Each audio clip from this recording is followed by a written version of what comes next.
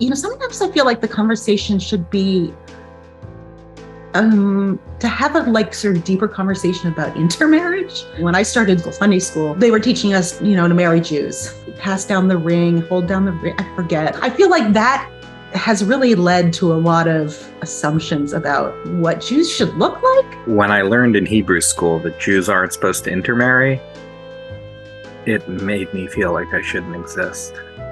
For me, it's hard to separate out some of the obstacles or challenges I've had as a Jew of color from the fact that I am also the product of an interfaith marriage. Some of the things that made me feel out of place or perhaps insecure in the Jewish community came from the fact that half of my family was Korean and not Jewish.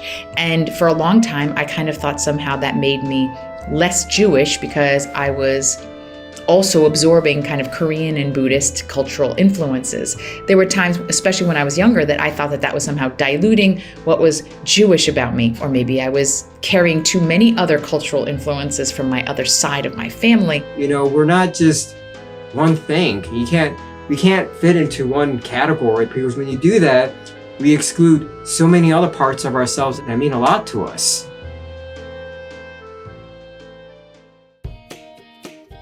Part of the reason that I was so drawn to becoming a rabbi, frankly, is because I feel like Judaism presses us to think about the deepest questions of our identity. What I've come to understand is what Jews have done over the years, which is taken in and absorbed some of these influences and navigated them with our Jewish vocabulary and understanding and outlook on the world, and then to imbue them with a sense of Jewishness and our Jewish soul. And even the most quintessential Jewish holiday of a Passover Seder, that was probably actually a ritual of a kind of a Greek or Roman meal that we adapted that, included people lounging and eating appetizers. So even something as essentially Jewish as a Passover Seder, there were pieces of it that we borrowed and then we adapted and we made it essentially Jewish. So I think that that's the genius of Judaism over time. And instead of feeling that that's a problem for Judaism, I think it's the reason that we have been resilient and why we thrive as a people today.